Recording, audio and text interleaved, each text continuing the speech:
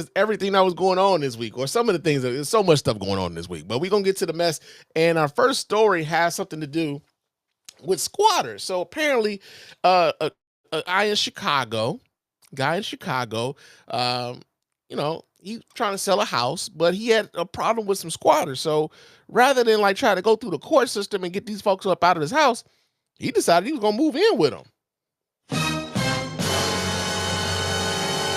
Yeah, man. So we get this story here. This comes out of Channel 7, ABC Eyewitness News in Chicago. So let me pull this so you guys can watch right along with your man Spann. Hold on a second while I pull this up for you guys. And let's add that to what we're looking at. And let's see exactly what they're talking about over there in Chicago. Oh. All right, here we go. Did the unthinkable when he discovered alleged squatters in his property.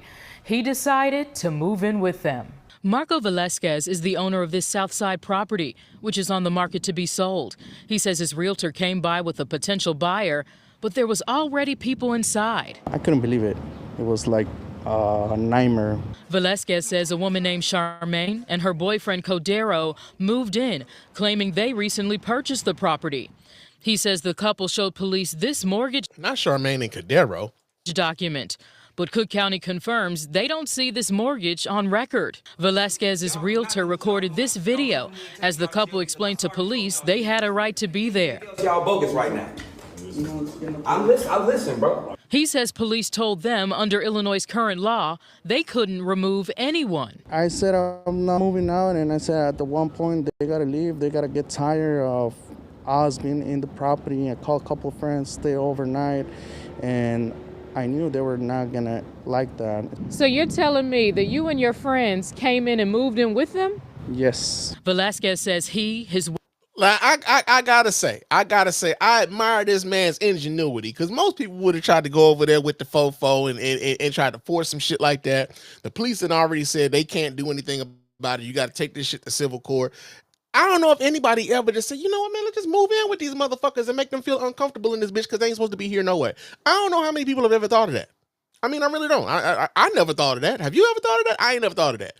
Like, I've never had to deal with squatters either, though. So that's a whole other thing. But like the idea that like, yo, man, we just gonna go in here and like just sit around these motherfuckers and shit. And I know they're not gonna like it, right? That's crazy. wife and their friends got a few air mattresses and spent the night with the alleged squatters. We stayed in the living room. We were watching all the time the door. They stayed in one of the bedrooms. The next morning, he says he realized they were not budging. They're like, oh, well, we want $8,000. Velasquez says they negotiated. He had the couple sign a cash for key agreement, and he paid them $4,300 to leave. We didn't want to give them money, but we heard, really bad stories about squatters taking over properties 6, 8, 10 months, even a year. Velasquez says weeks later, a CPD detective called them, informing them that one of the alleged squatters is the same woman accused of squatting in Marcia and Carlton Lee's home after leaving his property. In the Lee's case, Charmaine Powell Gillard was arrested and charged with burglary, forgery, obstructing identification, and criminal residential trespassing. So she does this on the regular. This is like a regular fucking hustle for her. And like not only that, she came up because essentially she stole a house. And then she stole a fucking, you ever people like, how the fuck do you steal a house? She stole a house. And then the owner was just like desperate to get her the fuck out. Like, hey man, I'll give you $4,300 to get the fuck up out of here. And like, yo man, she came up because she didn't put anything in it. She just I don't even know how, I don't know how they be coming up with these hustles, but damn man, she came up like a motherfucker. In the meantime, Velasquez says he's working with a detective and he hopes action is taken in his case too. I heard stories before about squatters. I never thought it was gonna happen to me. The accused squatter, Charmaine Powell Gillard, said claims that she is a squatter are false and unfounded and wrote, quote, innocent until proven guilty. We also reached out to her alleged boyfriend, Cordero, but have not heard back. CPD did not confirm if they are currently investigating this new case, and no one has been arrested or charged in this case. That's crazy, man. That's crazy. Catholics around the world are celebrating Mass today, and for the oh yeah, that's right. I mean, shit, I didn't even highlight this shit, but yo, man, they, the Pope is from Chicago too. That's crazy. And I heard he's a White Sox fan.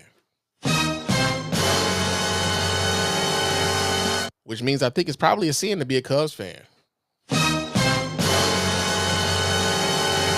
So y'all need to get yourselves right with God, man, because if you call, rooting for the Cubs, man, I hate to see what's gonna happen to you.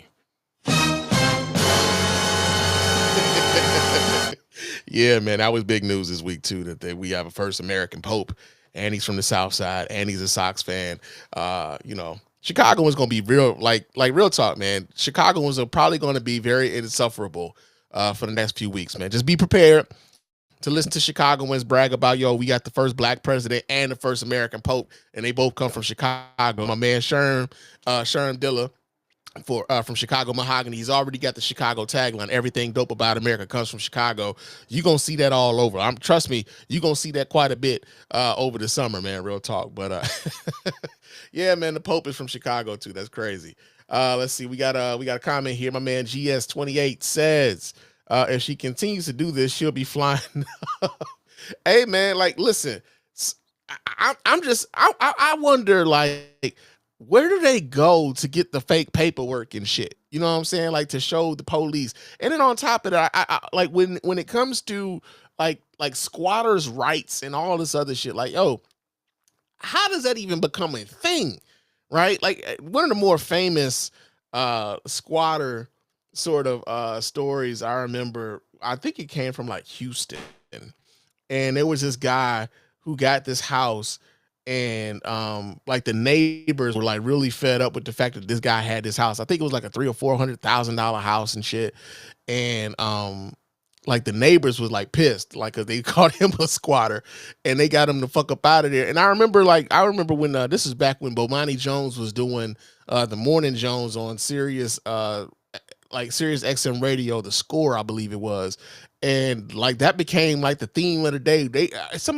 A listener actually went to that guy's house and like put him on the phone with Bomani and shit. And it was just like a whole thing, man. But there's something about squatters, man. Like I admire the ingenuity. I would appreciate. I would admire it a whole hell of a lot more if they was a little bit more legal with their shit. You know what I mean? So we got that.